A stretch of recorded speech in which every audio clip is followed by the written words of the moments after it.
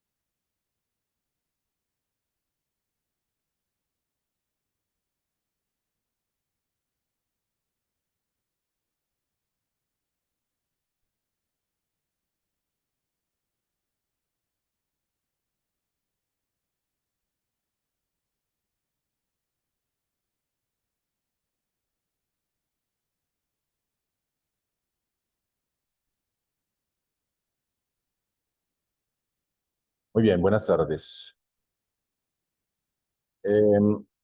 Entonces, venimos desde la clase pasada tratando de hacer el análisis de la densidad espectral de potencia de los códigos de línea. Decíamos, un segundito por favor que se me desconectó aquí la tableta por alguna razón que desconozco.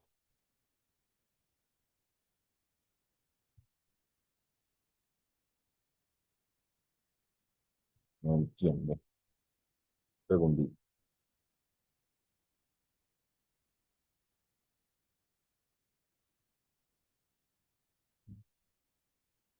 Vale,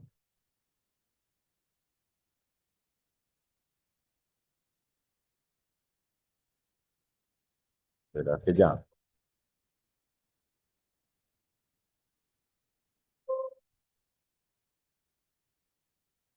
Parece que ya.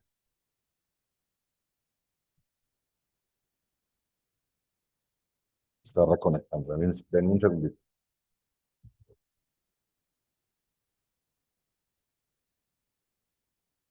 Por Dios, pues. Ahora sí. Pues, muy bien. Entonces, les decía que desde la clase pasada empezamos a hacer el análisis de la densidad espectral de potencia de los códigos de línea. ¿Cuál era el objetivo principal de hacer ese tipo de análisis? El objetivo principal es el de poder establecer el comportamiento de los códigos de línea en cuanto a ciertos aspectos. Por ejemplo, el consumo de ancho de banda. Pues el análisis de densidad espectral de potencia vamos a poder determinar cómo es el consumo de ancho de banda de los códigos de línea. También el consumo de potencia, ¿cierto? Vamos a poder decir, bueno, este código de línea hace un uso excesivo de potencia o no. Eh, Vamos a poder establecer si tienen potencia en frecuencias bajas, etcétera.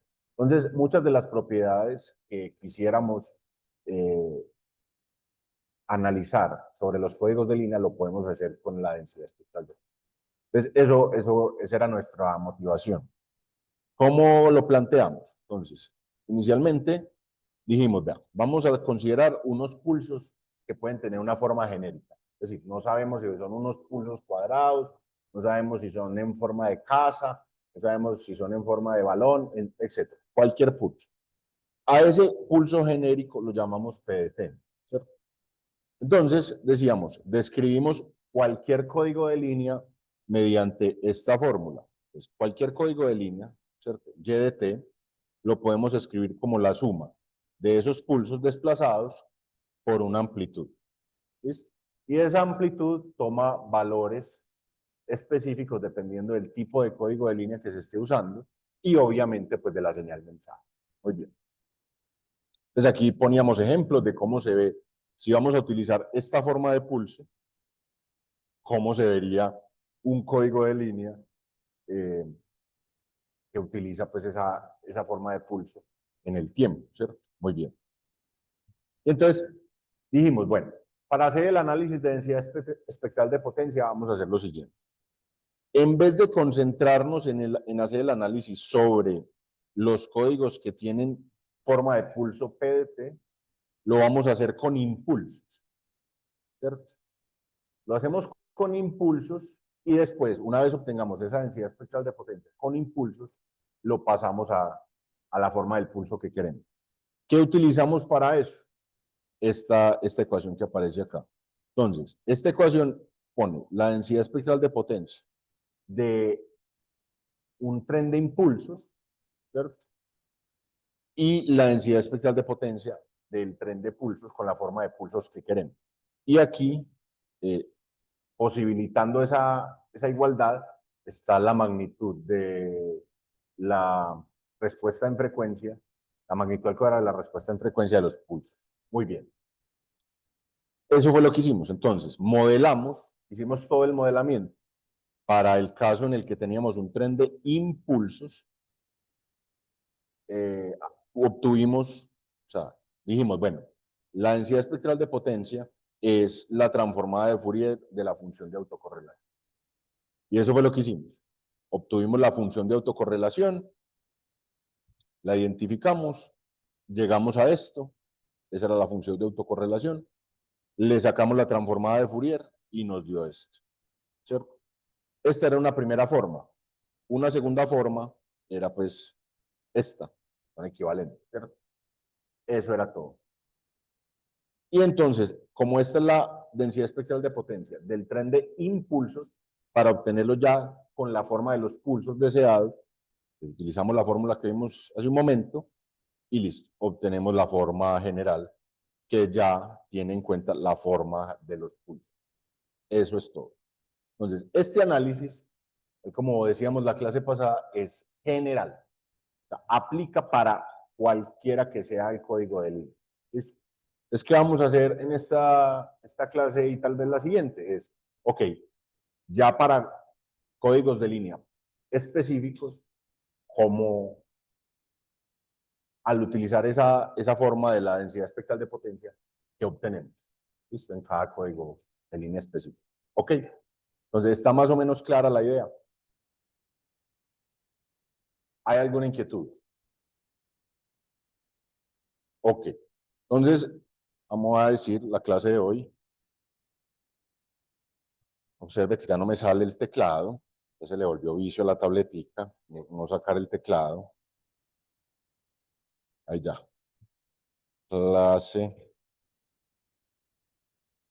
Clase 11 es. Sí, clase 11. Bien.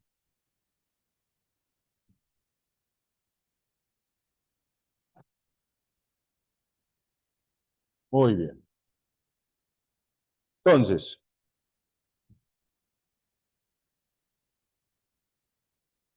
vamos a decir lo siguiente. Codificación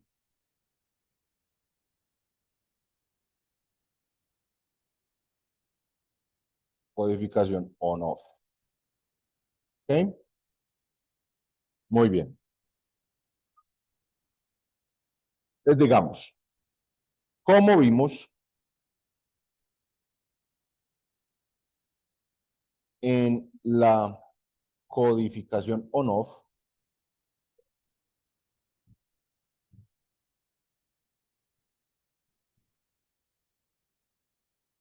un 1 binario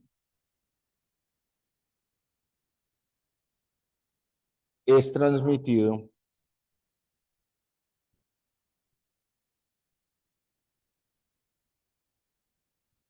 como un pulso PDT. ¿Listo? Entonces, hay un 1. La señal mensaje digital viene un 1. Entonces, con el código no, ese 1 lo representamos simplemente como un PDT. O sea, viene un pulso PDT. ¿Listo? Y un 0 binario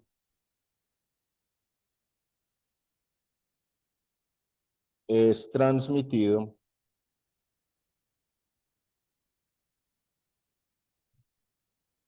¿cómo? ¿Cómo se transmite un 0 binario en el código on-off? Como una ausencia de pulso, ¿cierto? Un off. Es como la ausencia de pulso.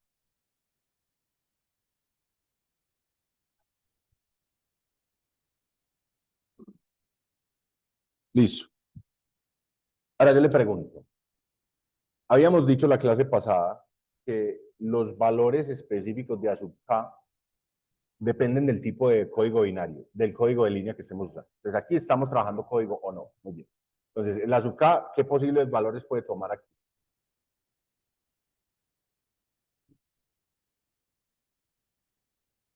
Entonces, nuevamente, ASUBK te dice la amplitud del pulso. Si estamos en el código o no, donde un 1 se transmite como PDT y un 0 se transmite como la ausencia de pulso, ¿qué posibles valores tiene ASUBK? Es 1 en el caso del 1 binario y 0 en el caso del 0 binario, ¿cierto? Entonces, yo le pregunto a usted, ante la falta de información, el hecho de que ese ASUBK sea 0 o 1, ¿de qué depende?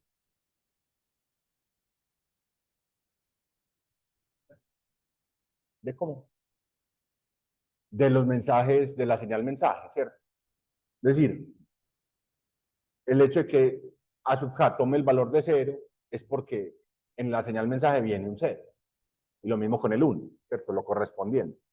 Entonces, la pregunta es, ¿de qué, o sea, cómo hacemos para saber qué valores va a tomar ese ASUBK específico? No sabemos. ¿Por qué? Porque depende de la señal mensaje. A priori, antes de mandar un mensaje, no vamos a saber. Pero si yo le digo a usted, bueno, suponga que el hecho de que se envíen ceros y unos depende de una distribución de probabilidad. ¿Listo?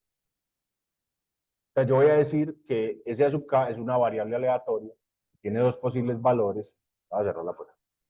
Una variable aleatoria que tiene dos posibles valores. Entonces uno se pregunta, bueno,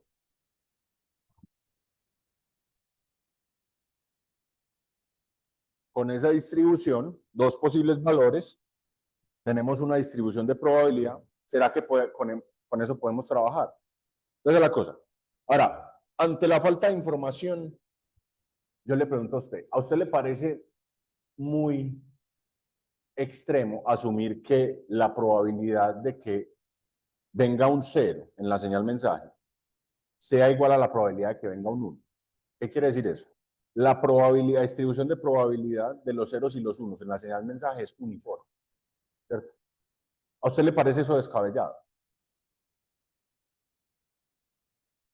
Que no tenemos más información, ¿cierto? Uno no sabe antes de, o sea, cuando está, digamos, planteando, construyendo el sistema, usted no sabe qué señales va a tener. Usted dice, bueno, ante la falta de información, ¿qué es lo menos, o sea, como lo más sensato? Es decir, que el 0 y el 1 tienen la misma probabilidad. Si me compran esa idea ahí, listo. Entonces digamos lo siguiente. Entonces, podemos asumir sin demasiado inconveniente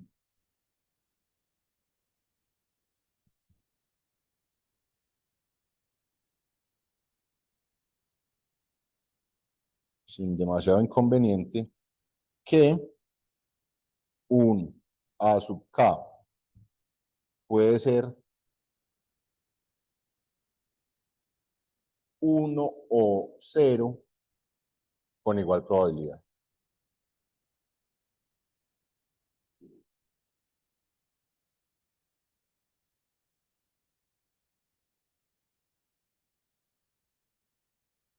Nuevamente, los valores de azúcar son aleatorios, dependen de la señal mensaje. Como no tenemos información sobre la señal mensaje, ¿qué decimos? No, pues, ¿qué podemos asumir? Que los ceros y los unos ocurren con igual probabilidad. ¿Listo? Muy bien. Entonces, si eso es así, o sea, cada A sub K tiene una probabilidad del 50% de ser 1 o de ser 0. Muy bien. Ahora, si yo tengo en un intervalo de tiempo, yo tengo n posibles valores binarios, entonces, ¿cuál sería la distribución de los unos y los otros? ¿Sí se entiende la pregunta? Yo tengo, cada sub k puede ser 0 o 1 con probabilidad del 50%, ¿sí o no? Ahora, dentro de voy a considerar ya no un solo a sub k, sino n a sub k en un intervalo. De esos n, ¿cuántos van a ser 0 y cuántos van a ser 1? ¿Cómo hay que lo mismo? Eso. La mitad serán ceros y la mitad serán unos en promedio, ¿cierto? En promedio. Les digamos lo siguiente. Sí, señor.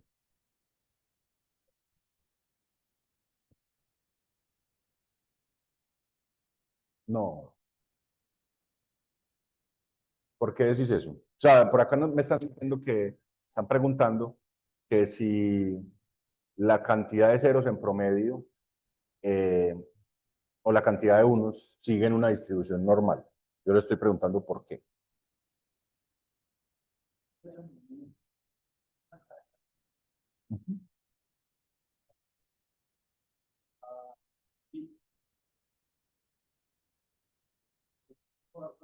Es que no es sumando. No. Eso se llama, o sea, cada uno de esos azúcares sería un experimento Bernoulli, ¿sí o no? Y la repetición de experimentos Bernoulli o sea, con independencia, completamente independencia entre un experimento Bernoulli y el siguiente, sigue otro tipo de distribución que no es normal. ¿Cómo es? Es binomial, ¿cierto? Y en promedio, entonces estamos diciendo, ¿cuál es la media de una distribución? Entonces, intuitivamente, si yo digo que cada uno de ellos tiene la misma probabilidad de ocurrir, o sea, el experimento Bernoulli está dado por una probabilidad, que es P. ¿Cuál es el parámetro de una distribución Bernoulli? P. ¿Listo? Que es la probabilidad que salga el evento pues, de interés. Muy bien. En este caso, ¿cuánto vale P? 0.5, ¿sí o no? Entonces tenemos 0.5 siendo el parámetro pues, de esa distribución Bernoulli. Entonces, en el caso binomial, está determinado por P, Q, que es como el complemento en este caso, y el número de pues sí, de ensayos que se tienen en cuenta. Entonces, haciendo todo ese análisis, usted inclusive lo puede hacer de manera intuitiva. Si cada uno de ellos puede tomar un valor con probabilidad 0.5, pues en n de ellos, en promedio, la mitad van a ser de uno y la mitad van a ser del otro. Es intuitivo, pues, ¿sí o no? ¿Sí?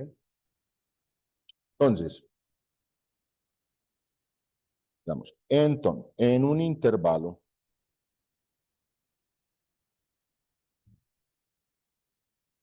de t segundos de los n pulsos, la mitad tendrán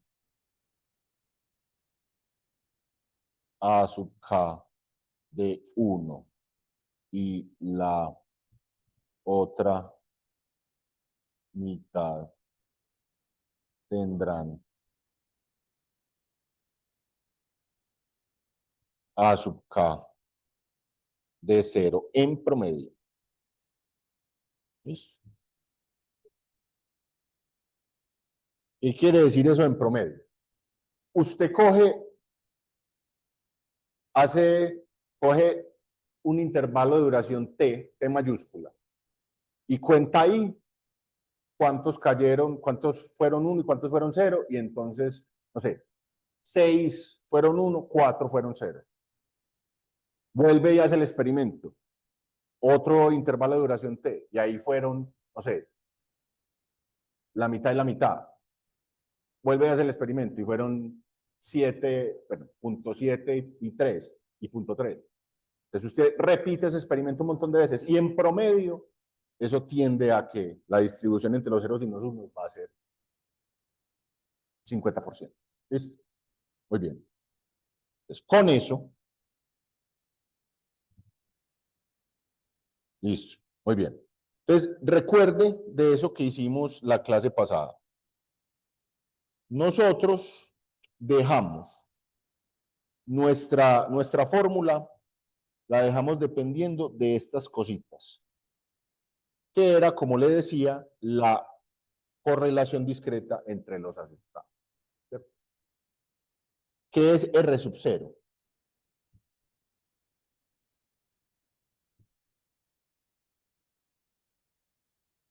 R sub 0, mire la fórmula del R, del Rn. Dale aquí, la fórmula del Rn es esta. ¿Cierto? Entonces, R sub 0 es cuando esta n vale 0. Cuando esta n vale 0, me queda la multiplicación de A sub k por A sub k.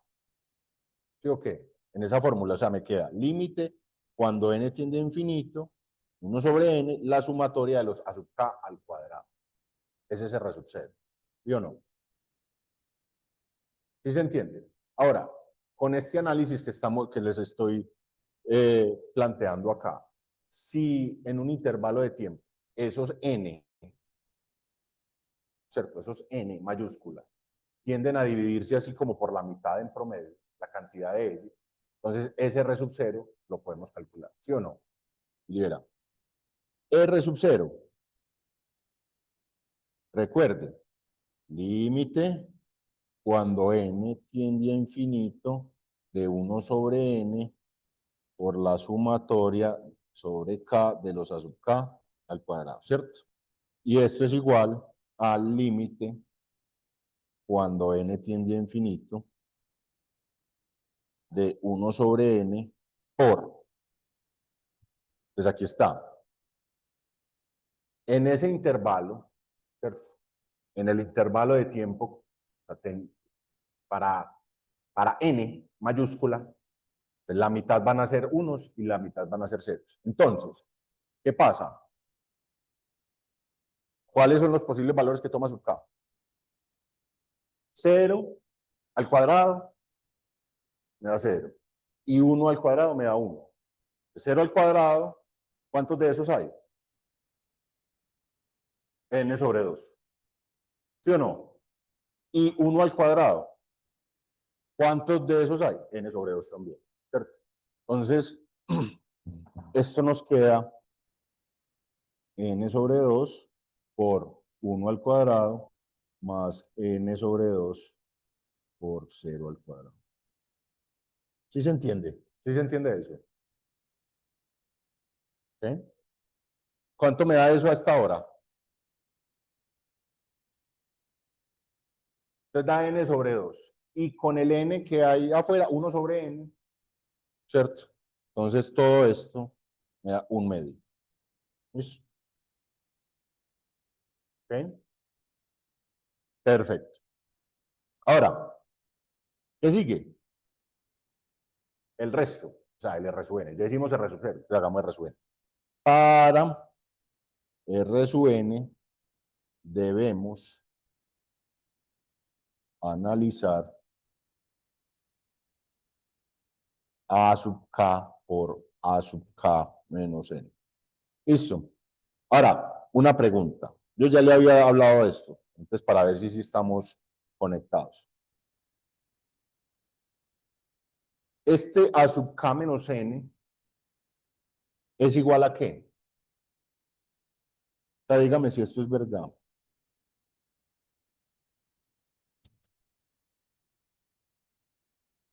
Yo le estoy ya tratando de vender acá la idea de que el A sub K menos N es lo mismo que el A sub K más N.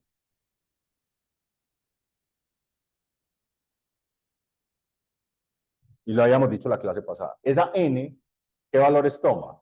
Cero, como acabamos de ver aquí arriba, o más o menos uno, o más o menos dos, o más o menos tres. Entonces, si puede tomar más o menos uno, más o menos dos, más o menos tres, es lo mismo tener A sub K menos N que A sub K más N. Bien. Ok. Entonces, aquí tenemos que comparar el A sub K con el A sub K más N, ¿cierto? Entonces, digamos así, tengo A sub K por un lado y tengo el A sub K más N por otro.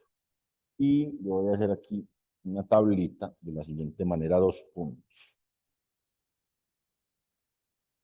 Listo.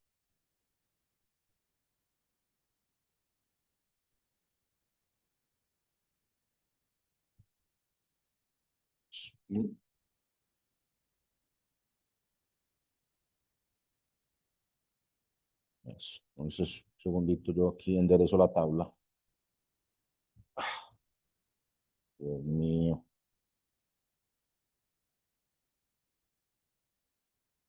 Ahí está. ¿Qué posibles valores puede tomar el azúcar? ¿Cierto? 0 o 1. ¿Qué posibles valores puede tomar el azúcar más N? 0 y 1 también. Muy bien. Y ahora lo que tenemos que hacer es analizar cuánto da el producto de ellos. ¿Cierto? Entonces, en la primera casilla, o sea, aquí, nos da 0. ¿Sí o no? En esta de acá, 0. Recuerde que es la multiplicación. ¿Cierto? En esta de acá, 0 también. Y en la última, 1. ¿Listo? Eso, bueno, aquí hay una cosa, pues, tal vez vale la pena mencionarlo. Esto es para un n fijo. O sea, n no varía. Al hacer este análisis, n está fijo. Para un n fijo. Ok. Entonces, miren, si usted se da cuenta,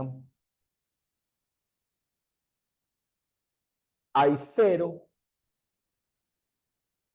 3/4 de los casos.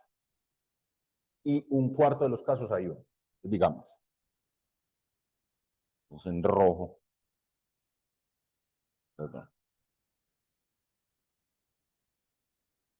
1/4 de los casos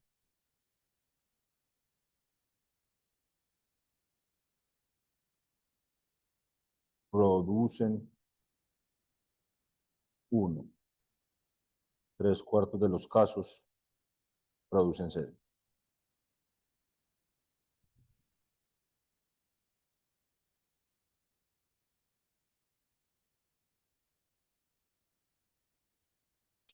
Ustedes han visto en algún momento, en algún video de YouTube o algo así, que hay como unas cámaras anecoicas, pues como que aíslan el sonido. ¿Cierto? Yo creo que usted mete a ese profesor en una cámara de esas y desde afuera todavía se oye. Qué berraco para si se le oye.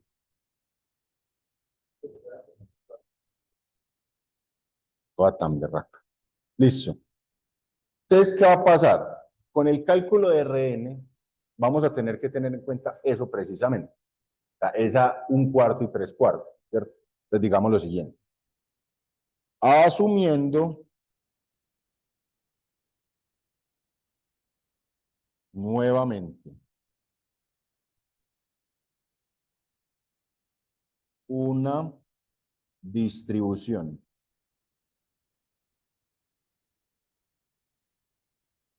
uniforme de los A sub K en n pulsos,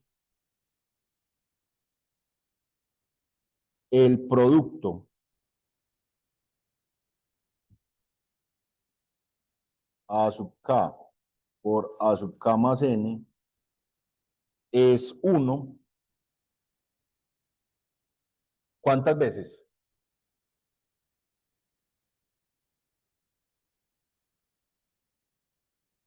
Un cuarto. N cuarto de las veces.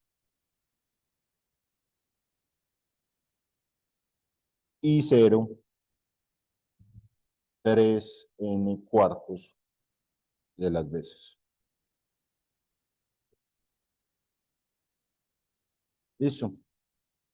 Muy bien. Entonces, con esto, el Rn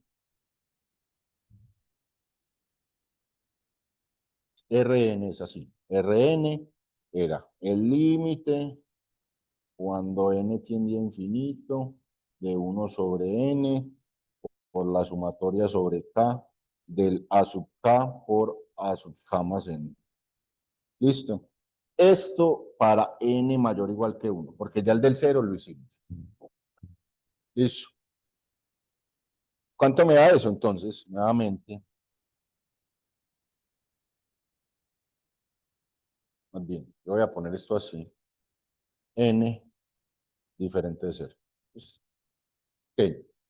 Y entonces, límite cuando n tiende a infinito de 1 sobre n, ¿de qué?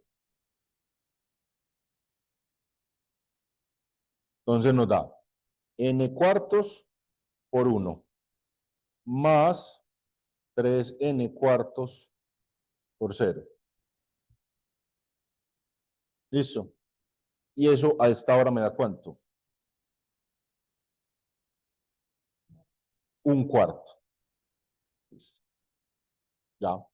Entonces, con eso ya tenemos casi completa la caracterización del código de línea. ¿Qué nos faltará? Bueno, asumamos una forma de pulso. A ver qué nos da. Listo. Entonces, digamos, antes de eso, entonces,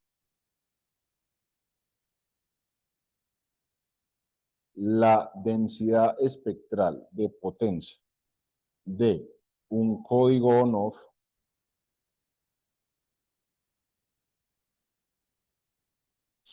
mírame esto, on-off queda. Entonces, miren, S sub Y de F va a ser igual a la forma del, bueno, la transformada de la forma del pulso al cuadrado sobre T sub B por, listo. Entonces, yo voy a tomar la primera forma que vimos de esto. Entonces, es R sub 0 por E a la menos J 2 pi F por N, pero en este caso la N vale 0, T sub B, ¿cierto?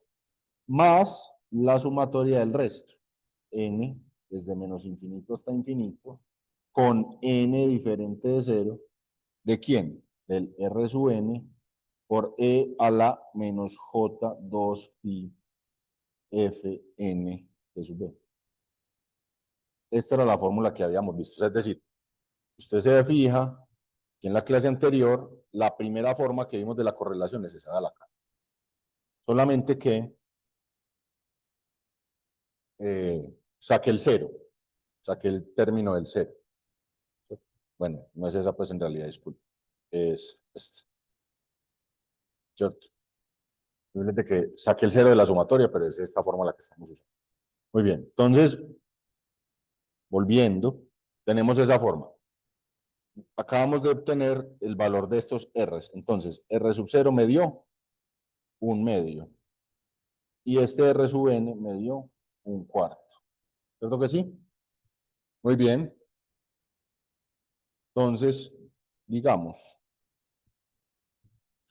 es igual a magnitud de esto al cuadrado T sub B por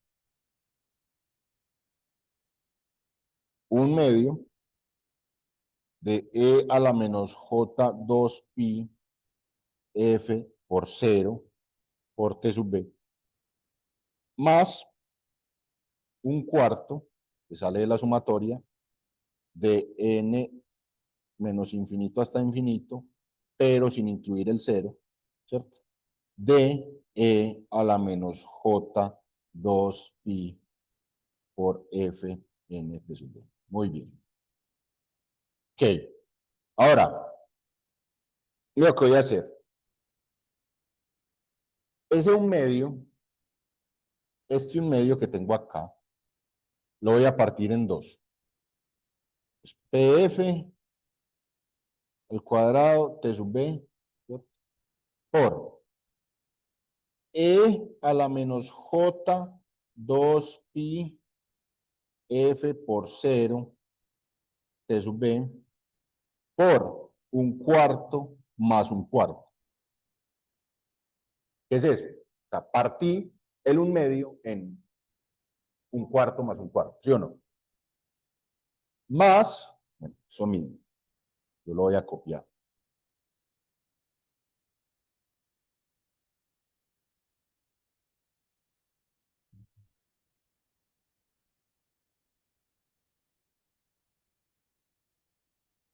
Eso.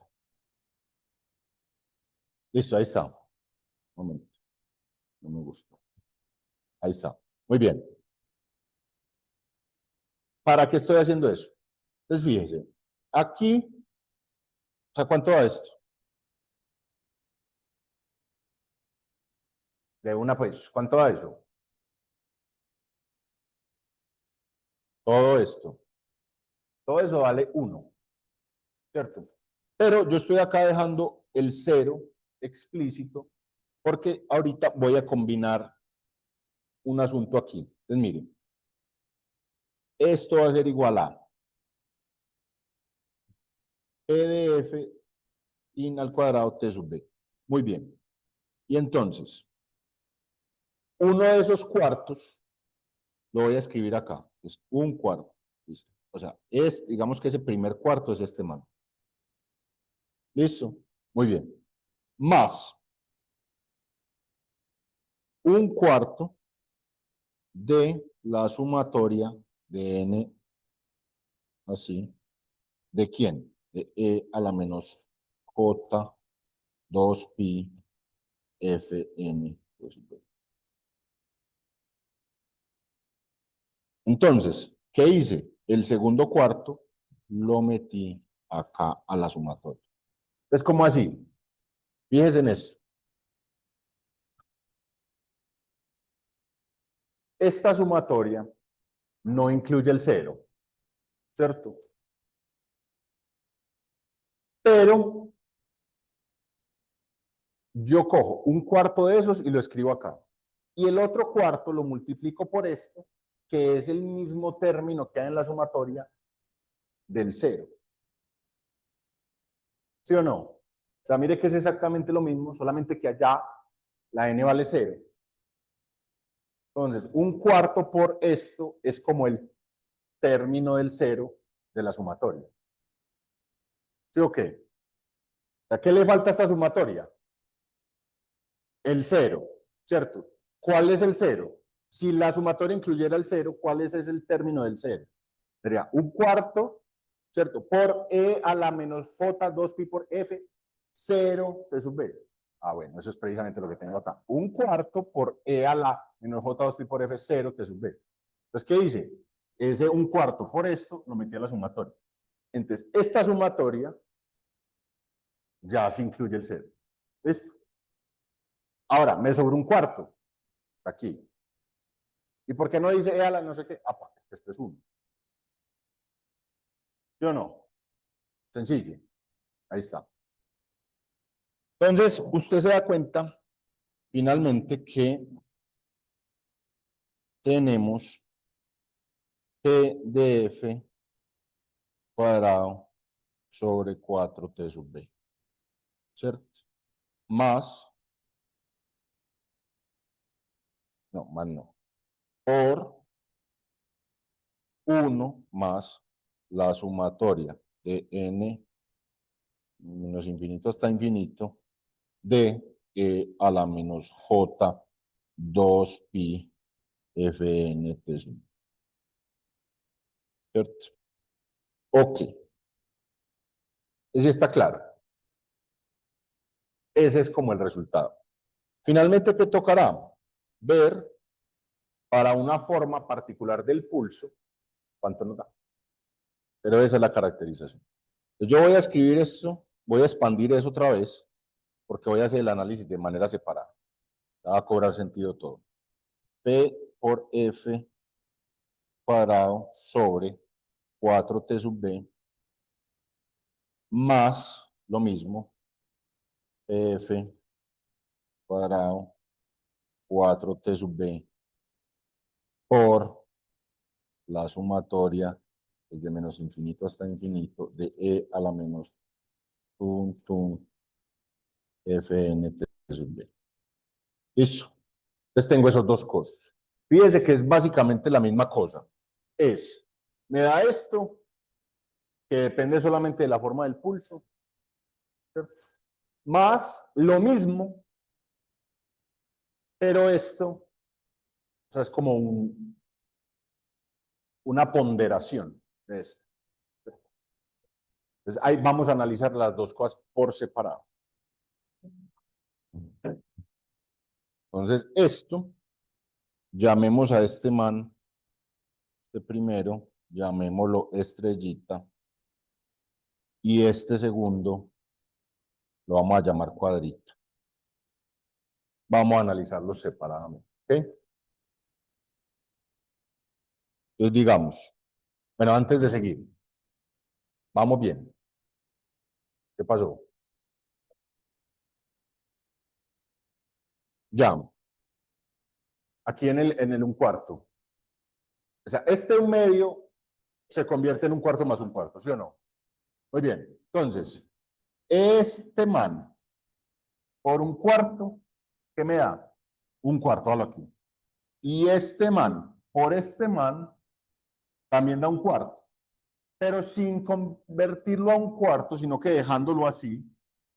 Y si te das cuenta, un cuarto por esto sería lo que le falta a esta sumatoria si esa sumatoria incluyera el cero. Por eso es que acá yo escribo ya la sumatoria, pero incluyendo el cero. ¿Listo? Muy bien. ¿Alguna otra inquietud?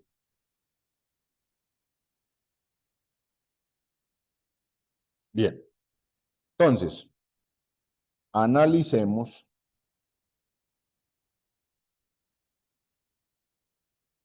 primero estrellita. ¿Listo? Entonces, para analizar estrellita, como les dije, vamos a darle una forma al pulso. Ahí, esa fórmula nos funciona para cualquier forma de pulso. Está bien. Pero digamos, bueno, el pulso tiene esta forma en particular. ¿Qué pasa? ¿Qué pasaría en ese caso? Para PDF podemos considerar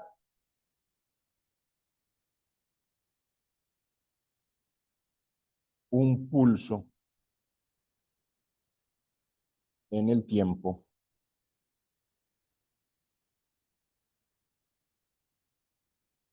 con forma.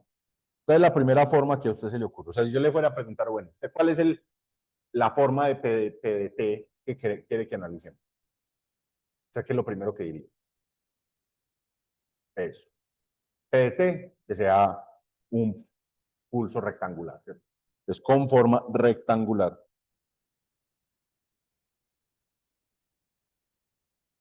De duración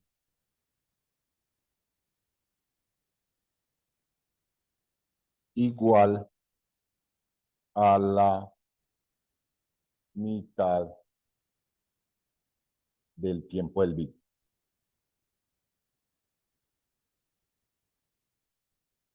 ¿Qué quiere decir eso? O sea, el pulso es un pulso cuadrado, que dura T sub B sobre 2. ¿Qué quiere decir eso? ¿Qué tipo de código on-off es este?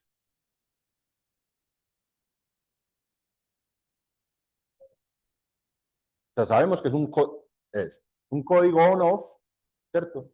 Pero con retorno a cero. Con retorno a cero justo en la mitad del tiempo de vida. Eso es lo que vamos a decir. Ahora, tiene que ser así. No, esto es un caso particular. Esto es un ejemplo, ¿cierto? La fórmula que acabamos de obtener funciona para cualquier forma de pulso. Muy bien. Entonces, si eso es así, digamos, P de T lo caracterizamos o lo describimos matemáticamente de la siguiente manera. Pi mayúscula de T sobre T sub B sobre 2. Entonces, ¿qué es lo que representa esta carajada? Este pi mayúscula representa un pulso cuadrado precisamente, o rectangular. Lo que queda en el denominador es lo que dura el ancho pues, de ese pulso cuadrado. ¿Listo? O sea, de esta forma.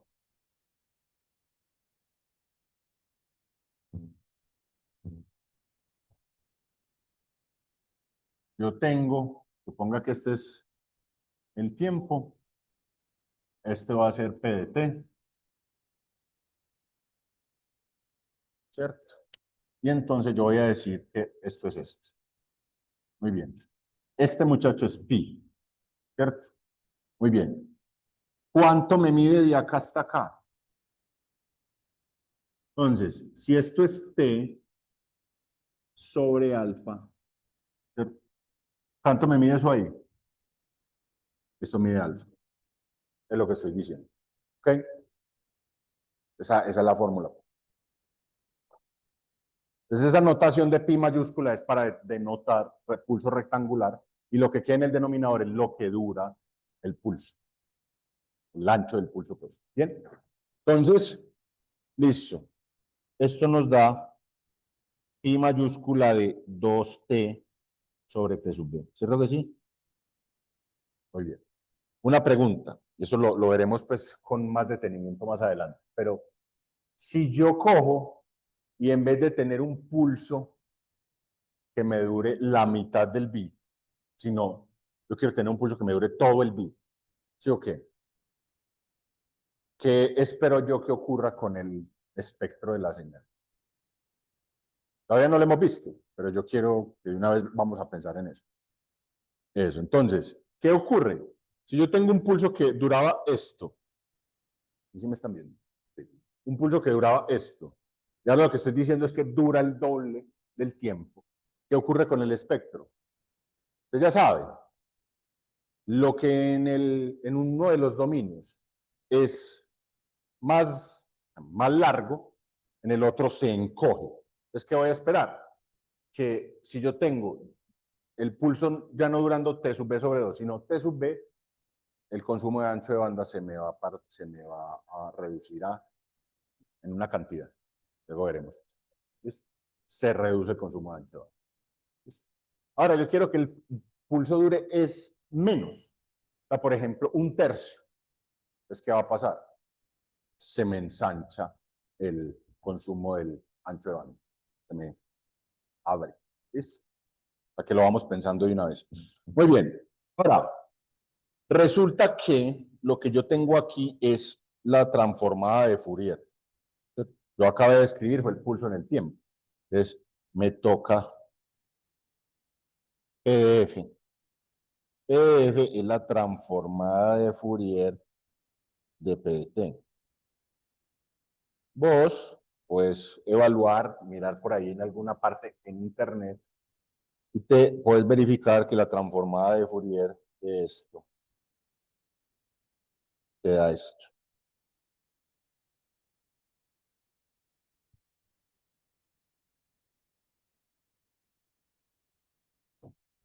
¿Listo? ¿Sí recuerda qué es zinc? Pues,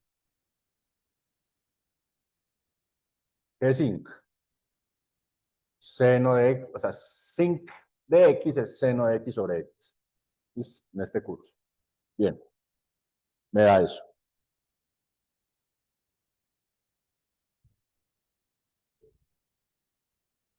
¿Listo? Esa es la transformada de Fourier. ¿Qué es lo que, o sea, esto lo sabemos desde antes de decir mamá? Es decir, usted tiene un pulso cuadrado en un dominio, en el otro dominio, ¿cómo se ve eso? Una zinc, ¿sí o no? O sea, como que a uno le dan ganas y todo este pulso cuadrado en el otro dominio, sale de uno, una zinc. Lo mismo, usted tiene un, digamos, en la frecuencia un pulso así, en el tiempo, ¿cómo se ve? Como una zinc. Bien. Es lo que me da. Con eso, entonces, estrellita es igual a un cuarto, que sub B abajo, de el valor absoluto de T sub B sobre 2 zinc de pi f T sub B sobre 2 al cuadrado. ¿Ok? Simplemente reemplacé la fórmula, por favor. Relájate. ¿Ok? Reemplacen esa fórmula, ya. Ahora, expandilo. Entonces, un cuarto T sub B y adentro me queda T sub B al cuadrado sobre 4 por zinc al cuadrado pi f T sub B sobre 2. ¿Sí o no? Y entonces esto me da a esta hora, pues, pero qué rico. Yo creo que este salón no, ya volví. Bien, un momento. Entonces, finalmente eso me da, entonces T sub B sobre 16 por zinc al cuadrado pi f T sub B sobre 2. Eso da. Hizo. Entonces, si yo fuera a pintar eso, ¿cómo me da? Ya le voy a mostrar. Entonces, gráficamente,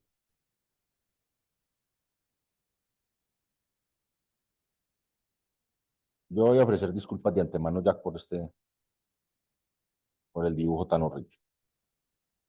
Solamente voy a pintar pues estrellita. Vamos a ver cómo me va. Spin. Ok, hagámoslo así.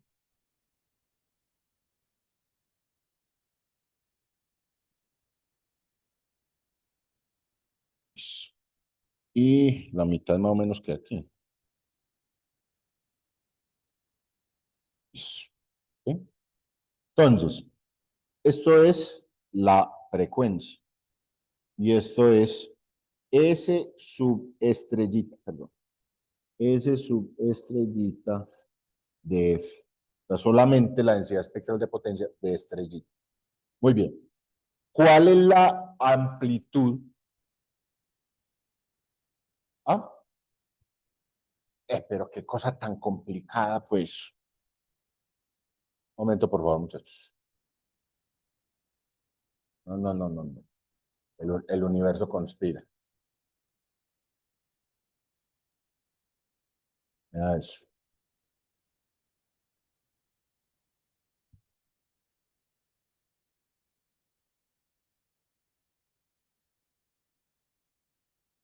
¿Será que ya?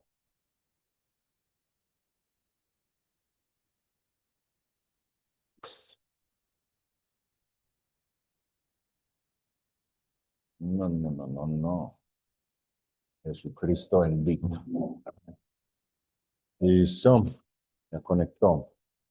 Ahora, adiós. Adiós, pollo. Cerrar el programa. No me interesa que busque soluciones. Cerrarlo. Vos también, suerte. Phone link. Qué dolor esto.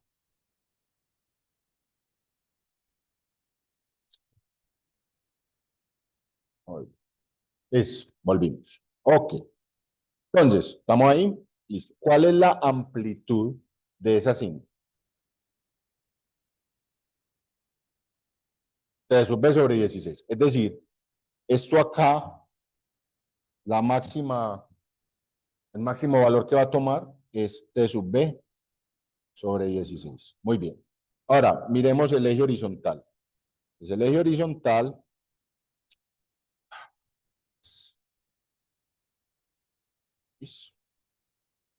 digamos que esto es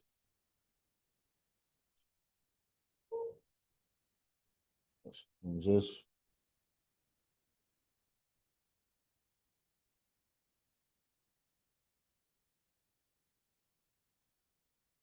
y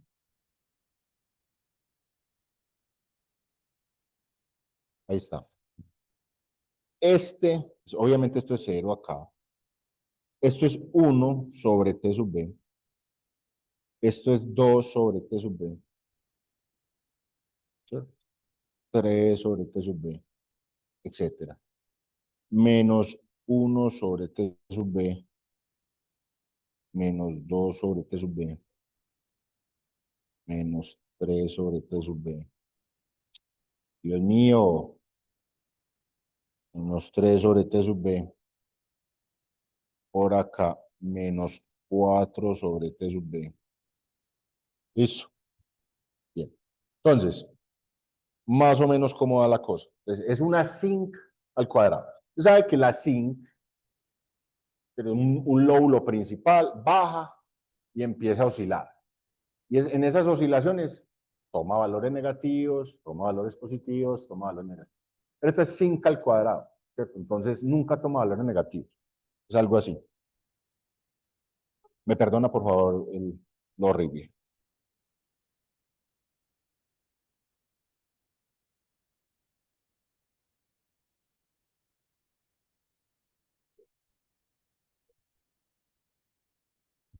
¿Ok? Y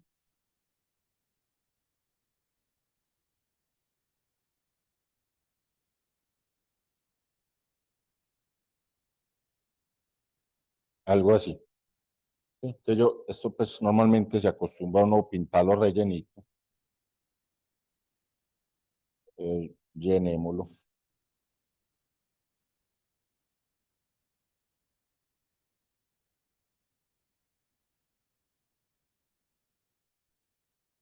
Listo, ahí está. Más o menos así. ¿Ok? ¿Alguna inquietud con eso? Es bien simple, pues. Entonces, esa es la densidad espectral de potencia solamente de la parte estrellita. Listo, muy bien. Entonces, digamos, ahora, para cuadrito. Cuadrito, retomando pues la fórmula que vimos ahorita, es la misma cosa, es PDF cuadrado sobre 4T sub B, pero esto ya multiplicado por sumatoria desde menos infinito hasta infinito, de E a la menos J 2 pi Fn T sub B. Listo. Ya sabemos cómo da esto, ¿cierto? O sea, ya tenemos completa noción de esto, dónde, cuánto da. ¿Cuánto da?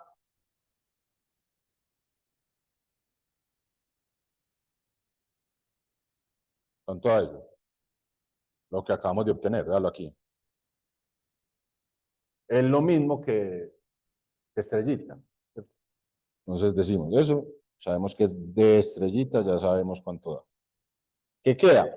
La caracterización de lo de la sumatoria. Entonces, miren, reemplazando, tenemos T sub B sobre 16 sinc al cuadrado de pi por ft sub b sobre 2. Muy bien.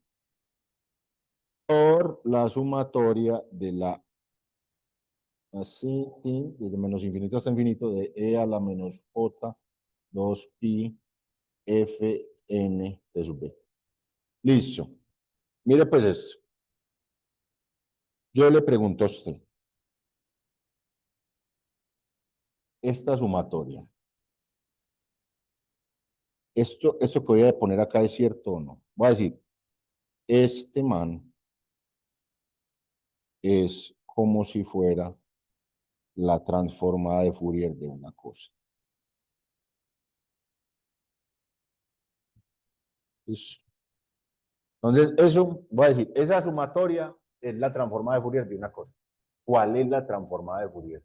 O sea, ¿de qué cosa es la transformada de Fourier? Entonces, mire lo que estamos viendo. ¿Qué estamos viendo allí? Concentrémonos en un solo término. ¿Qué es eso? Un exponencial, ¿cierto? Exponencial compleja negativa. ¿Eso a qué le huele? Eso, entonces es simplemente un desplazamiento. ¿Un desplazamiento de qué? Entonces usted se acuerda. ¿Cuál es la transformada de Fourier de un impulso? 1, ¿cierto? Pero si yo cojo y desplazo ese impulso, ya no está en cero, sino en un punto, será 1 por e a la menos no sé qué, ¿sí o no? O sea, cualquier desplazamiento en el tiempo se refleja como una multiplicación por una exponencial. Entonces, ¿qué es en realidad esto? Esto es como si fuera la transformada de Fourier de un conjunto de impulsos desplazados. ¿Sí o no? ¿Desplazados cuánto? Dado por este argumento. ¿Sí se ve? Tome uno solo antes de considerar la sumatoria. E a la menos j no es que no hay. Eso es la transformada de Fourier de qué? De un impulso, pero desplazado. Que si no estuviera desplazado, me queda un impulso en cero, ¿cierto? Cuando usted lo desplaza, es el impulso en cero, pero por e a la menor no sé qué, que habla del desplazamiento. Entonces, esto es la transformada de Fourier de un montón de impulsos desplazados. Listo. Muy bien. Ahora, pille pues, yo voy a coger esto de acá. Esto es una señal periódica, ¿sí o no? ¿Sí o no? ¿Cuál es el periodo? T sub B. ¿Sí o qué? Es una señal periódica. Yo puedo simplemente aplicar la serie de Fourier ahí. Recuerde, la representación en serie de Fourier me deja la señal en el mismo dominio. Yo no, simplemente yo estoy representando una señal a partir de la suma de unas exponenciales, ¿cierto? O senos y cosenos. Pero estamos en el mismo dominio, a diferencia de la transformada. La transformada sí me lleva a otro dominio. ¿Okay? Entonces, esto es la serie de Fourier. Es serie de Fourier de esa suma. Usted la puede verificar, esto no es difícil pues de ver. ¿Cuál será la serie de Fourier de esa señal? Usted la puede verificar. Da lo siguiente. Entonces, transformada de Fourier de la serie de Fourier es 1 sobre T sub B. Es E a la J 2 pi n T sobre T sub B.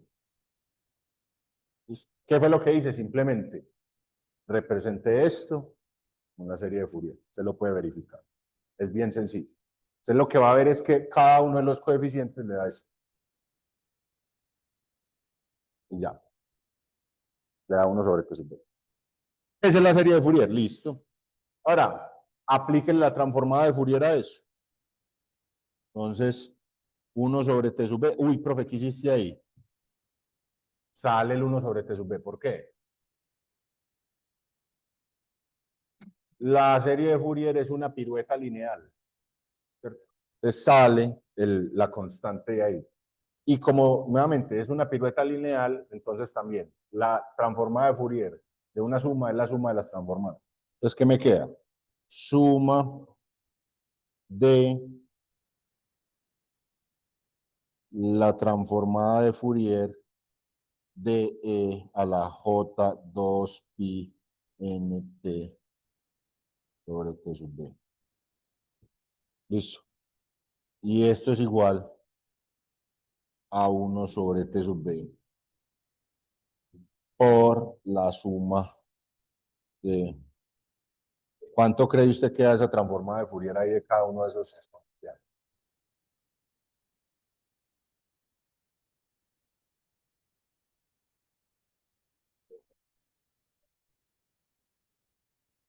O sea, es la transformada de Fourier de este exponencial, ¿cierto? Que es, ¿qué? Es lo mismo que acabamos de aplicar hace un momentico con esto. Puros impulsos. ¿Qué cambia? Simplemente pues el desplazamiento. O sea, es el argumento de los impulsos, esto deriva delta df de menos m sobre t sub. Eso es todo. Eso es todo. Entonces, ya con esa cuestión, acabamos de ver que esta sumatoria que teníamos allí es simplemente esto, un montón de impulsos. ¿Ok? Entonces, escribámoslo. Esto es igual a lo negrito, es igual a ¿qué? T sub b sobre 16 sin cuadrado de pi por f t sub b sobre 2 por 1/t sub b, la sumatoria de delta. Ahí está. Bien. Y finalmente, pues cancelando cositas, ¿qué nos da?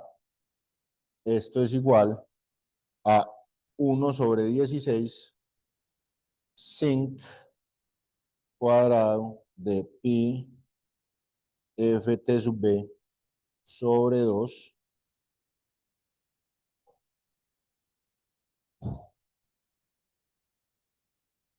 Momento, por favor, me equivoqué acá. La sumatoria de eso. Sumatoria de n tiende en por delta. ¿Qué hice ahí? Simplemente metí la sin cuadrada a la sumatoria. ¿Por qué? Que no depende de n. Yo la puedo meter y sacar de la sumatoria, ¿sí o no? Ya.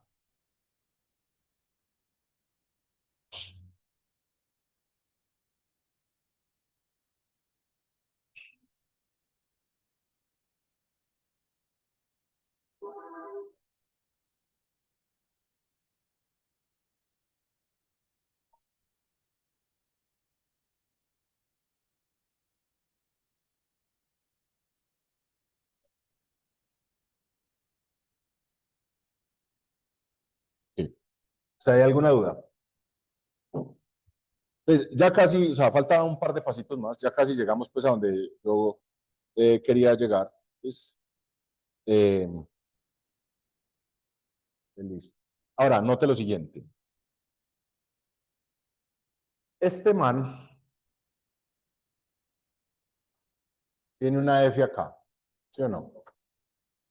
Creo que sí. Pero esta sin está multiplicada por estos delta. ¿Qué quiere decir eso?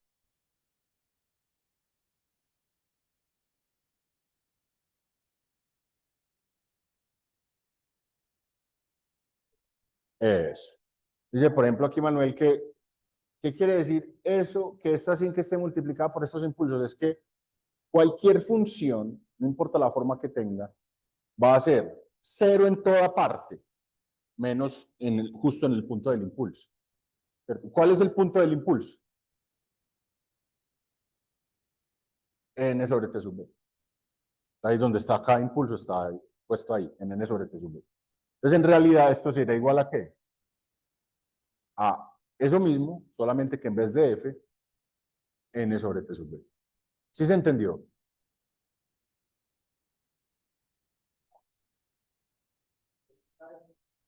Sí, así. Escribir allí. Lo que estoy diciendo es esto. Sin al cuadrado de pi por t sub b sobre 2 por f, ¿cierto? Por delta de f menos n t sub b. ¿Ok? ¿Qué sucede? Entonces yo tengo esa sinc.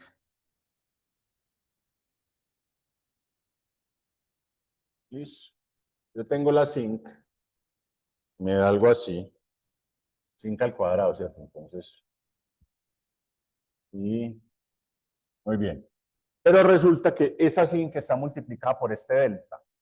¿Listo? Entonces, vamos a suponer que eso es, ese delta es, o sea, está ubicado en nt sub b, en n sobre t sub b. O sea, n sobre t sub b vamos a suponer que está por acá. Vamos a decir. O sea, entonces, ¿qué quiere decir? Al yo multiplicar esta sin por este delta, todo vale cero, excepto aquí. ¿De cuánto vale? Pues la amplitud será la que tenía la función justo en ese punto. ¿Y cuál es la amplitud que tenía la función en ese punto? Pues simplemente reemplazar f por nt sub b y te da lo que valía la función. ¿Sí o no? ¿Sí se entiende eso?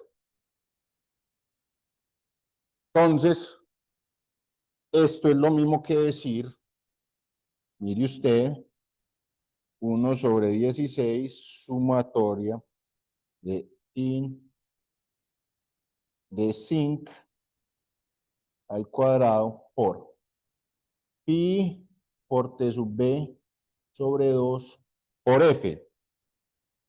Voy a poner aquí explícitamente, ¿cierto? Por f in men t sub b. Pero esa f, esto es equivalente, poner aquí así como la flechita, a evaluar la función ahí. Entonces esto me queda 1 sobre 16 n menos infinito hasta infinito de sinc al cuadrado de pi t sub b sobre 2 de n sobre t sub b por el delta f menos n sobre t sub b. Listo. Y ahí, pues, ocurriendo las cancelaciones respectivas, ¿qué nos queda? 1 sobre 16, la sumatoria de n igual a in sinc de qué? Sinc al cuadrado de n pi sobre 2, ¿cierto? Por el delta de f menos n sobre t sub b. Acabé. O sea, esto simplemente es cuadrito. ¿Qué es esto? ¿Qué acabé de obtener? ¿Usted qué ve ahí?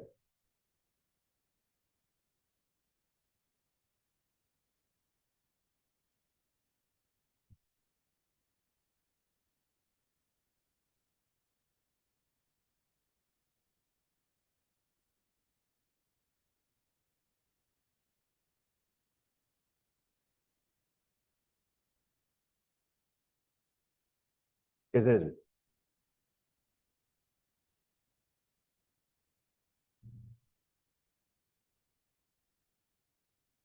¿Mm?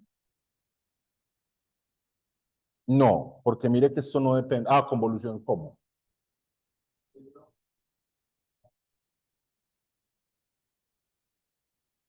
Sí, pero el asunto es que, o sea, ¿cuál es como la variable que hace el recorrido? ¿Cierto? Esa es la pregunta. Por acá me está diciendo Manuel que eso es como una convolución. Ok, listo. ¿Cómo funciona eso? En realidad, pues lo que tenemos es como una suma de impulsos, un tren de impulsos con diferente amplitud, ¿cierto? Esa amplitud depende de n. Eso es lo que tenemos. Esto entonces es lo que se conoce como componente discreta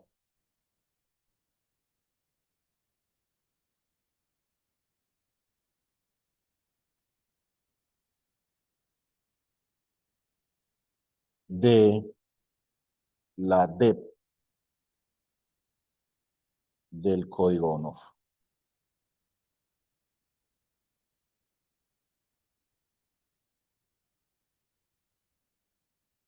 Componente discreta del código on-off, de la dep del código. Listo, entonces, ¿qué pasa? Lo que estoy queriendo decir es que para el código on-off nosotros tenemos una densidad espectral de potencia con dos componentes. Una componente continua, que ya la analizamos, y nos dio esto.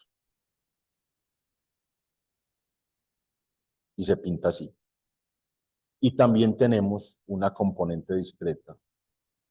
¿Qué quiere decir componente discreto? Que hay una suma de puros valores discretos. Suma de puros valores discretos que está pues matemáticamente descrito por ese tren de impulsos. ¿Listo? ¿Alguna inquietud con esto? Ahora, ¿qué le digo? Pues esto es un tren de impulsos. Vamos a escribir acá. Tren de impulsos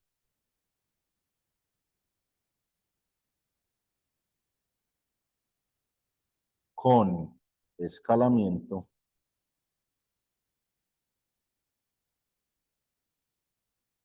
dado por 1/16 sin cuadrado de npi sobre 2. Muy bien. Gráficamente, solamente cuadrito, entonces, gráficamente.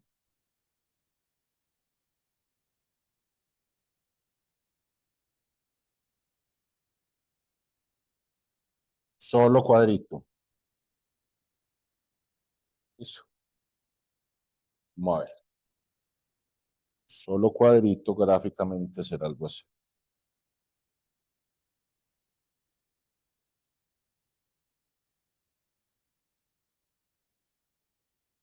¿Okay?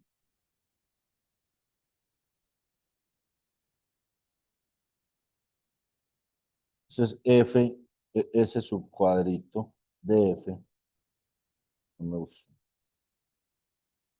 A ver si soy capaz de enderezar un poquito. Ese subcuadrito de F. Esto es F, obviamente. Muy bien. Entonces, que tenemos los mismos puntos. Entonces, tenemos, por ejemplo, esto acá es 1 sobre T sub B. Esto acá es 2 sobre T sub B. Esto acá es 3 sobre T sub B. Esto acá es 4 sobre T sub B. Acá lo propio, menos 1 sobre T sub B.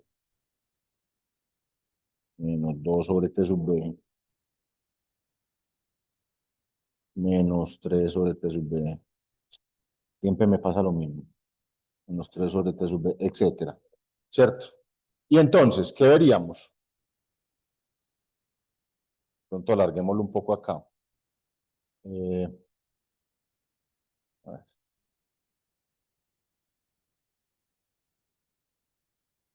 eso. Entonces, alargándolo, menos 4 sobre T sub B. Listo. Entonces, ¿qué pinta uno? Pues simplemente puros impulsos. ¿Cuál es la amplitud? Más bien, hay un impulso en cero.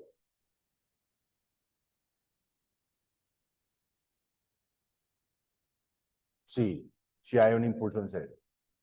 ¿Qué amplitud tiene? Un 16avo. Entonces hay un impulso y así en cero. Eso. Hay un impulso en cero y tiene amplitud un 16avo. Muy bien. Usted puede corroborar, también hay impulsos aquí. Y aquí, por consiguiente, ¿cierto? Listo. En el 2 sobre T sub B, no. En el 3 sí. Listo. Es aquí.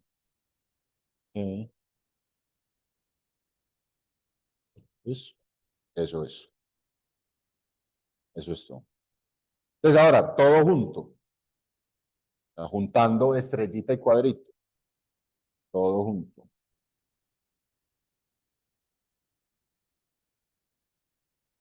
Entonces, S sub Y de F T sub B sobre 16 sin cuadrado de pi F T sub B sobre 2 por 1 más 1 sobre T sub B sumatoria sobre N menos infinito hasta infinito de delta de F menos N.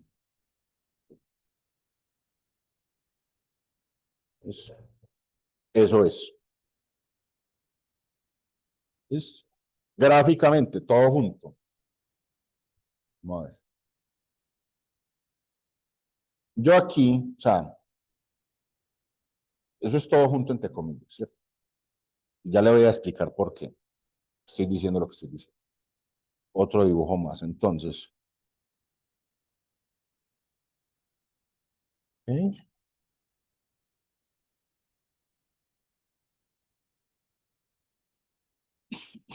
Esto es S sub Y de F. Esto es F. Y digamos que esto por acá es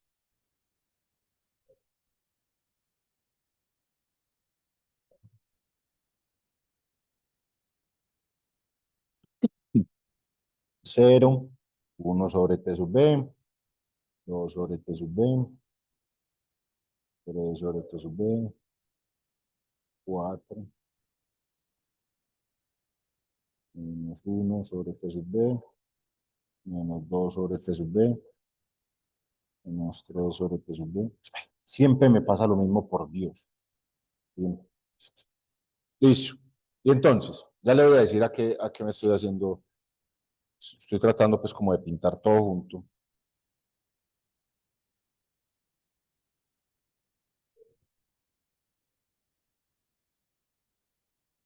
Algo así. Y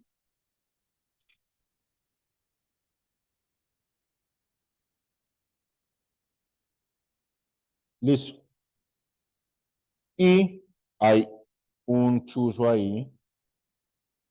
Aquí hay un chuzo, tal como acabamos de ver. Aquí hay chuzo. Acá hay chuzo. ¿Ya?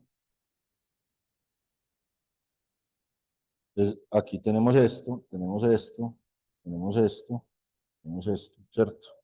Y en la mitad hay chuzo también. Listo. Y pues bueno, llenito. Entonces hagamos como algo así.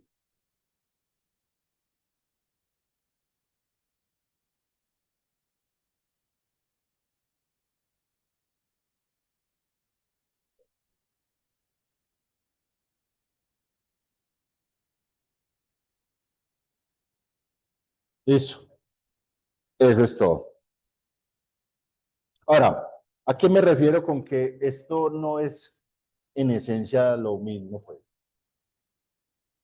Es lo siguiente. Si vamos a ser estrictos, en realidad tenemos la parte continua. ¿Y qué pasa con los impulsos, con la parte discreta?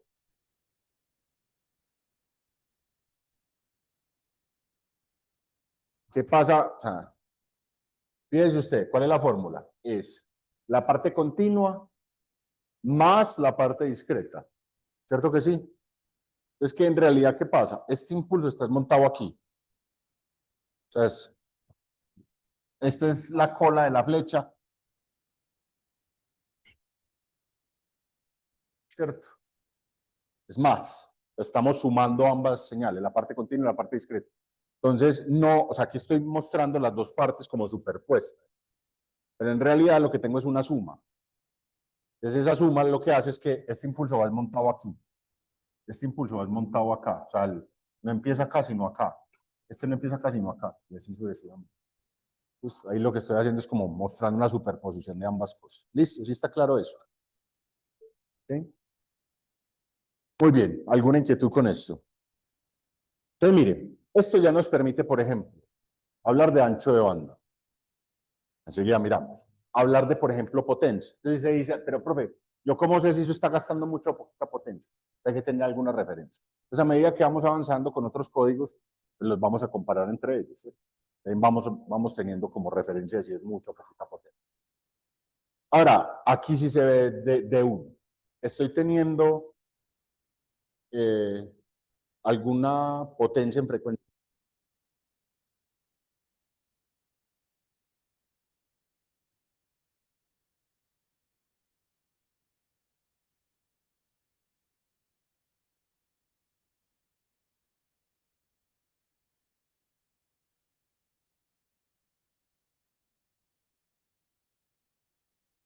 Profe, creo que se te descargó el micrófono.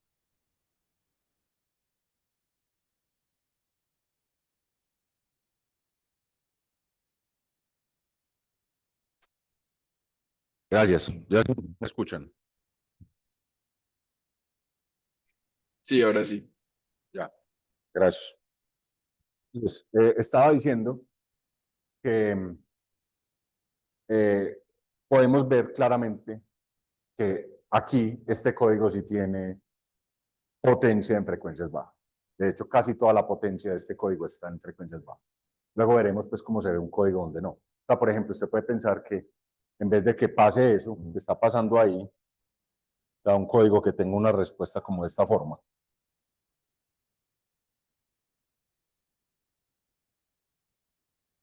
Ahí sería un código donde la potencia en frecuencias bajas es casi inexistente. Entonces, luego veremos códigos de eso. Okay. Entonces vamos a pasar a decir explícitamente ya cuáles son como las características de este código, con base en lo que acabamos de hacer. ¿Listo? Entonces digamos, algunas observaciones.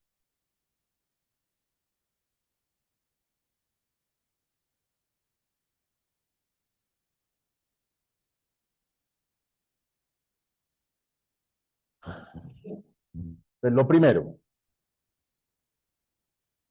la mayoría de la potencia está concentrada en frecuencias bajas.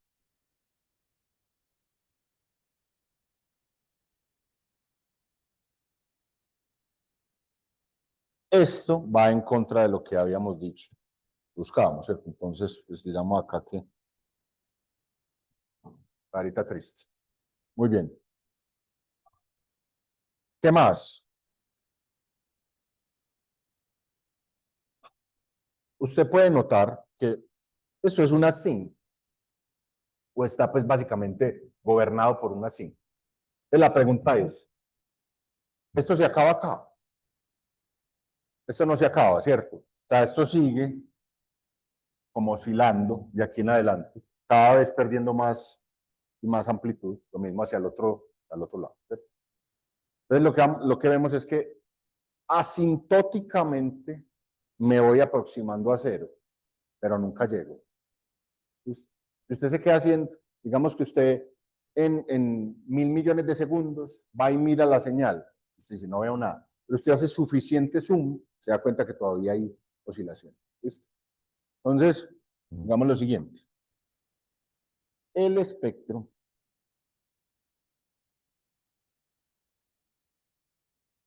se aproxima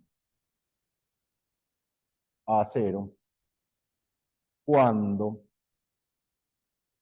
f tiende a más o menos infinito, pero nunca es cero.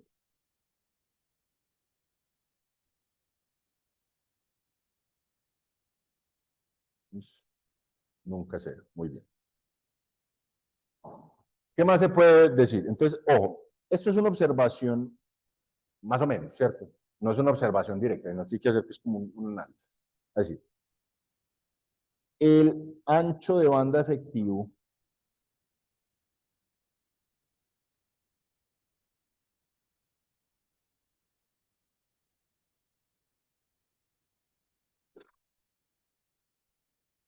El ancho de banda efectivo,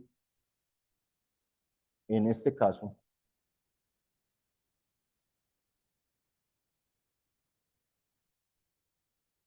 se define en 2 sobre T sub B hertz. Listo. Ahora, ¿qué es el ancho de banda efectivo? Entonces, ojo, yo le pregunto a usted, siendo estricto, ¿cuánto ancho de banda ocupa esta señal? O ese código de línea. ¿Ah? Sí, el ancho de banda es infinito. ¿Por qué? Porque la señal se va a quedar existiendo infinitamente, desde menos infinito hasta infinito. ¿Cierto? Bien. Entonces ahí es donde uno dice, voy a hablar del ancho de banda efectivo. ¿Qué es el ancho de banda efectivo? Donde la señal tiene casi toda su energía. ¿Cierto? Bien. ¿Cómo se define en este caso? Hay muchas maneras de definir el ancho de banda efectivo. En este caso, ¿cómo lo vamos a definir? El punto en el que ocurre el primer nulo, diferente al nivel de directa. Si dice, profe, pero es que el nivel de directa no es nulo en este código. Pero en otros códigos sí. Pues en general, para estos códigos de línea, ¿dónde se mide el ancho de banda efectivo? El punto en el que ocurre el primer nulo, que no es el nivel de directa. El nivel de directa, no es el nivel de DC. Ese es el ancho de banda efectivo. Entonces, digamos acá. La frecuencia del primer nulo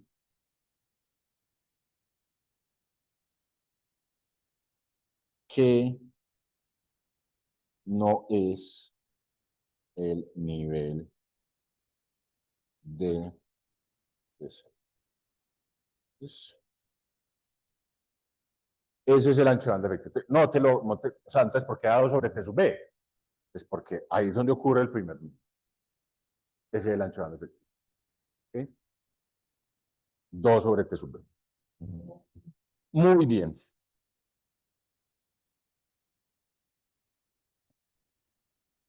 Ahora, yo quiero decir lo siguiente. Bueno, esto, como ya vamos a ver inmediatamente, también es maluco. ¿Por qué?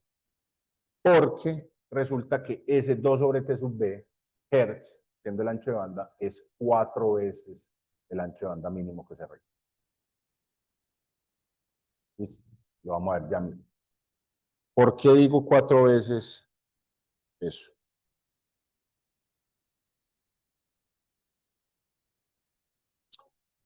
Yo le pregunto, ¿cuál es la frecuencia de la señal de reloj?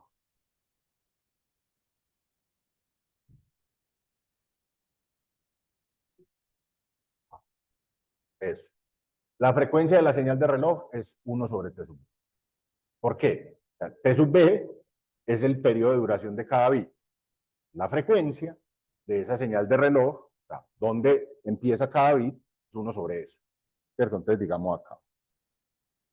1 sobre T sub B es la frecuencia de reloj. ¿Ok?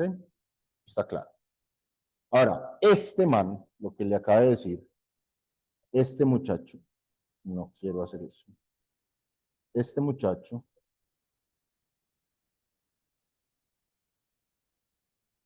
es 4 veces el mínimo ancho de banda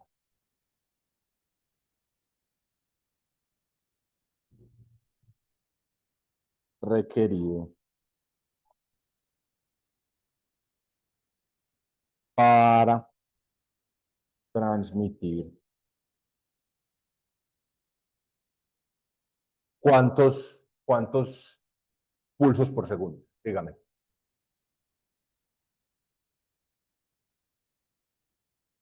¿Cuántos pulsos por segundo estoy transmitiendo yo ahí?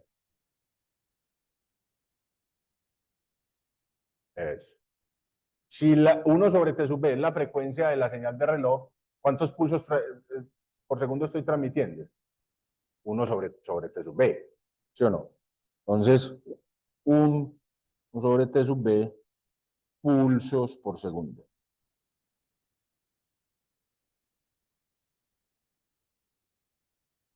¿Cierto? Nuevamente, ¿eso de dónde viene? Insisto, es esta carajada. Esto. Eso. Muy bien.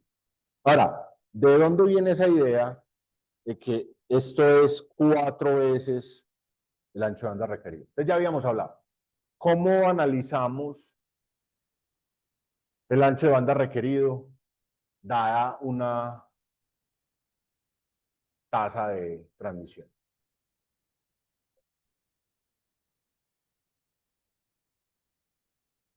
¿Se acuerdan? Eso lo hicimos hacia el final de PCN. ¿Cierto? Entonces, mire, recordemos.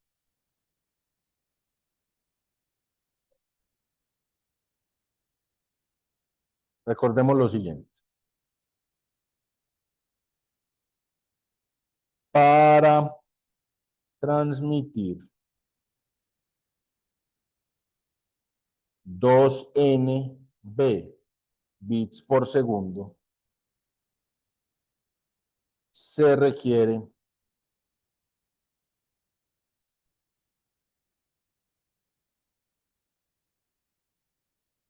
un ancho de banda de ¿cuánto? ¿Cuánto era?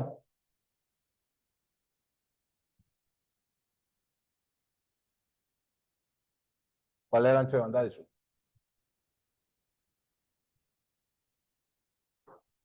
NB. NB Hertz. Para transmitir 2NB bits por segundo se requiere un ancho de banda de NB Hertz. Listo. ¿Cuánto es N? ¿Qué era N? La cantidad de bits por cada símbolo. ¿Cuántos bits por símbolo hay acá? ¿Cuántos posibles símbolos hay? 2. Y entonces, para representar 2 posibles símbolos, ¿cuántos bits necesito? Un solo bit. Entonces, N, ¿cuánto vale? Yo, pues, 1. N es 1, ¿cierto?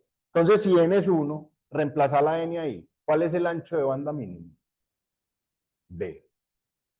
¿Y cuánto es B?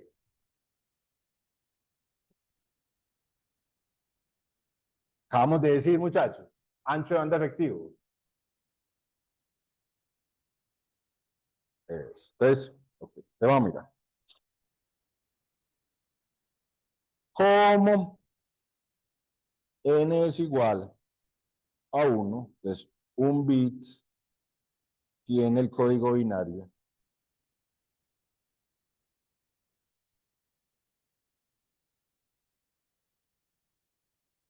¿Cierto?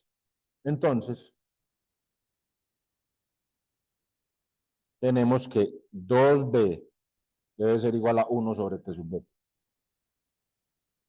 ¿Sí o no? Recuerde esta cosa. ¿Listo?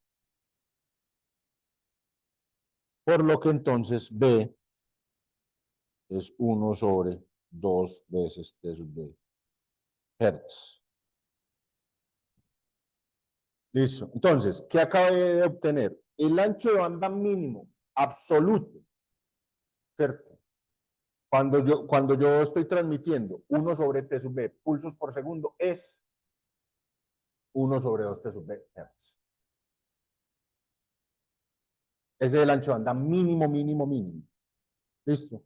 Esto entonces versus el 2 sobre t sub b que me dio el código on-off.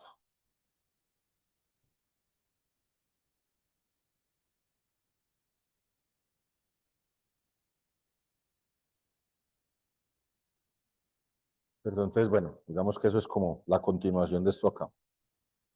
Entonces, sí se ve de dónde viene ese 4 veces. O sea, el ancho de banda mínimo para transmitir la misma cantidad de pulsos por segundo es 1 sobre 2 t sub b. Pero a mí me dio 2 sobre t sub b. Es 4 veces el ancho de banda mínimo. Eso es mala cosa. Consumo de ancho de banda excesivo. Les voy a dar un par de ideas adicionales. Una es la siguiente. Fechas. Yo le pregunto a usted, ¿usted puede con el código on-off detectar o corregir errores? Eso no lo podemos observar de la densidad espectral de potencia cero. Ahí no lo vemos. Pero pues intuitivamente, usted puede detectar o corregir errores con este código. ¿Cómo? No, pero solo con el código. O sea, si usted mandó sus bits con ese código y allá le llegó la información, usted puede ver, yo creo que está mal. No tiene cómo saber eso, ¿cierto? Entonces, el código, a ver, no, pues digamos esto, el código, a ver, cosita por aquí, otras características.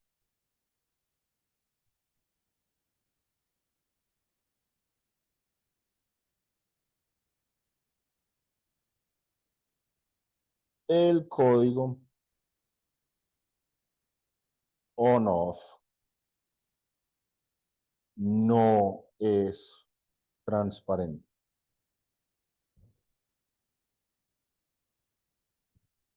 Pues una cadena larga de ceros resulta en la pérdida de la señal de reloj.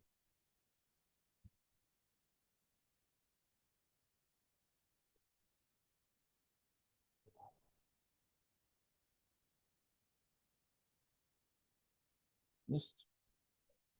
Ahora sí, que habíamos dicho. El código on-off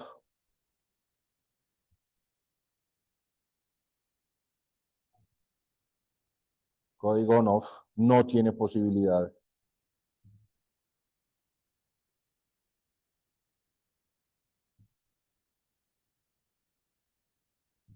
de detectar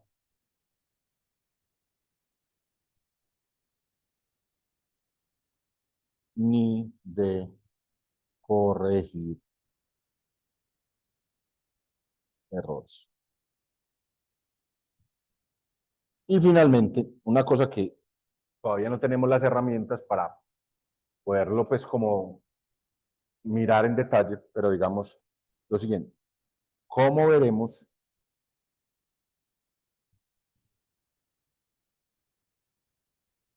para un nivel de inmunidad al ruido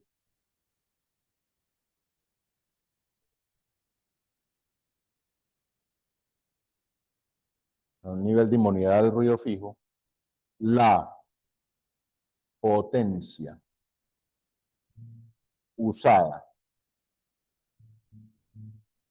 por el código on-off es considerablemente mayor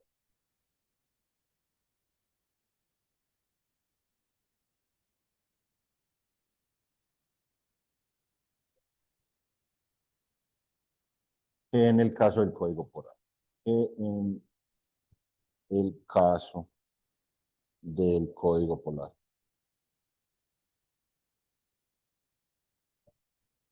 ¿Qué estoy diciendo acá en esa última idea? La, la próxima clase veremos el código polar, ¿cierto? Y vamos a notar que el consumo de potencia del código polar es bastante menos que el del código on-off para un nivel de inmunidad al ruido constante. ¿Cómo así? Es este. Cuando hablamos de la idea de inmunidad al ruido, ¿a qué me refiero? Entonces yo le digo a usted, vea, esta representación de la información es bastante inmune al ruido. ¿Qué quiere decir eso? ¿Qué le estoy queriendo decir eso en plata blanca?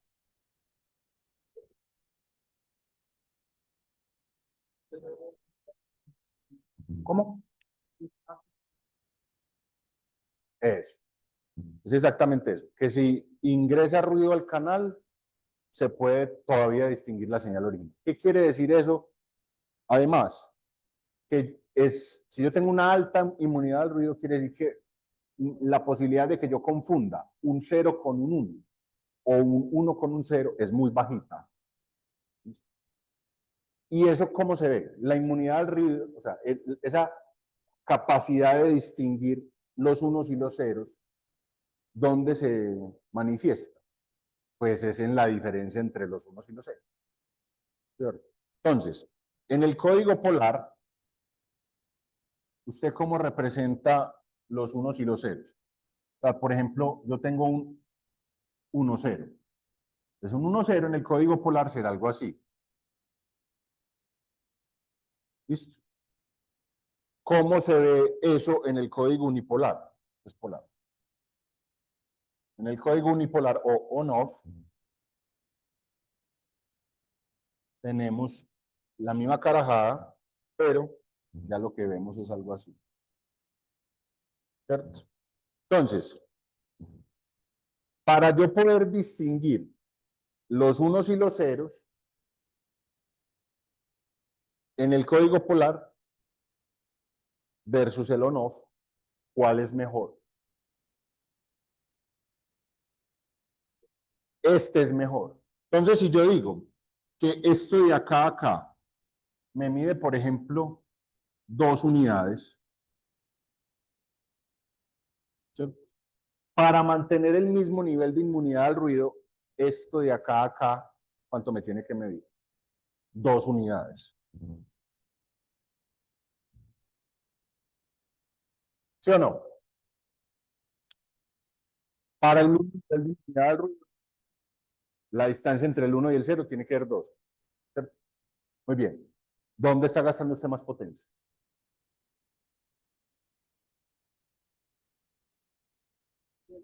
Eso. Entonces, si usted calcula precisamente la potencia acá, está pues como por el área del pulso. Y acá es mucho, no solamente el área del pulso, pues, sino que es el área del cuadrado del pulso. Entonces esto es mucho mayor en consumo de potencia que este. Entonces a eso lo vamos a hacer bien en la próxima clase, pero esa es más o menos la idea. Para un mismo nivel de inmunidad al ruido, es decir, si esto acá es X, acá debe ser X también. Este código no, que fue el que vimos hoy, gasta mucha más potencia.